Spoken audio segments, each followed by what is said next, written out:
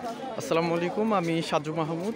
তো আমাদের ভিডিওর মাধ্যমে আজকে দেখতে পাচ্ছেন যে কুসুমবা মসজিদে হাজার হাজার মুসল্লি মানুষরা এখানে আসছেন, আর সেটা আপনাদেরকে দেখাচ্ছিলাম আমাদের এই ভিডিওর মাধ্যমে। নামাজ পড়ে আপনাদেরকে একটু ভিডিও ধারণ করে দেখাচ্ছিলাম যে কুসুমবা মসজিদের সামনে অনেক বড় একটি দিঘি পাড় রয়েছে, সেটি দেখাচ্ছিলাম।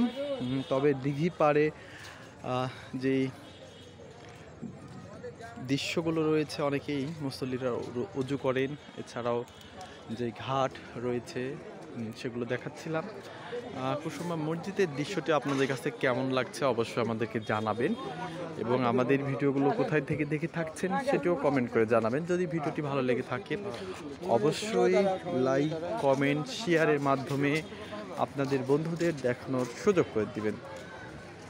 আর আরেকটি কথা জানিয়ে রাখতে চাই যে কুসুমবা মসজিদে সন্ধ্যার সময়ে পুরো মসজিদ আলোকিত হয়ে ওঠে আলোতে। যে দেখতে পাচ্ছেন যে লাল নীল সবুজ রঙের যে লাইটগুলো বসানো হয়েছে সেগুলো কিন্তু আলোকিত হয়ে ওঠে। এবং কুসুমবা মসজিদের যেই বসে থাকার যেই জায়গা রয়েছে, অর্থাৎ দেখতেই পাচ্ছেন যেখানে নতুন আঙ্গিনায় তৈরি করেছেন এখানকার কর্তৃপক্ষরা। অনেকেই বসে থেকে আরাম করছে, বিশ্রাম করছে, অর্থাৎ বসে থেকে কিছুটা সময় অতিবাহিত করছে, সেটা আপনাদেরকে দেখাচ্ছিলাম।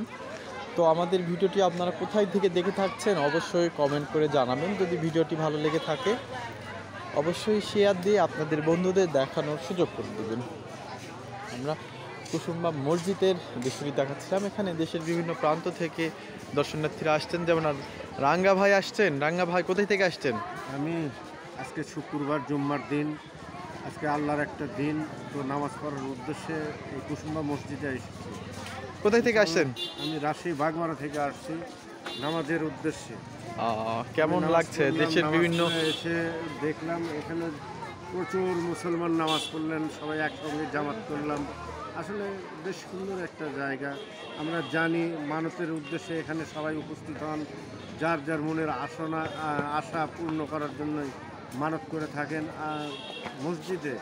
তো এখানে এসে অনেকেই মানতটা শুনি যে সকলের মাঝে পূরণ করে থাকেন আমাদের সৃষ্টিকর্তা, আমাদের আল্লাহ। এই ছিল আমার কাছে সর্বশেষ। জি, ধন্যবাদ। অনেক কথাই বললেন, খুবই ভালো লাগলো। তো সেগুলো আপনাদেরকে দেখাচ্ছিলাম যে আসলে দূর দূরান্ত থেকে অনেক মানুষরা প্রতিনিয়ত আসছেন, অনেক কিছুই দেখছি, সেগুলো আপনাদেরকে দেখাচ্ছিলাম। তো সবাই ভালো থাকবেন, সুস্থ থাকবেন।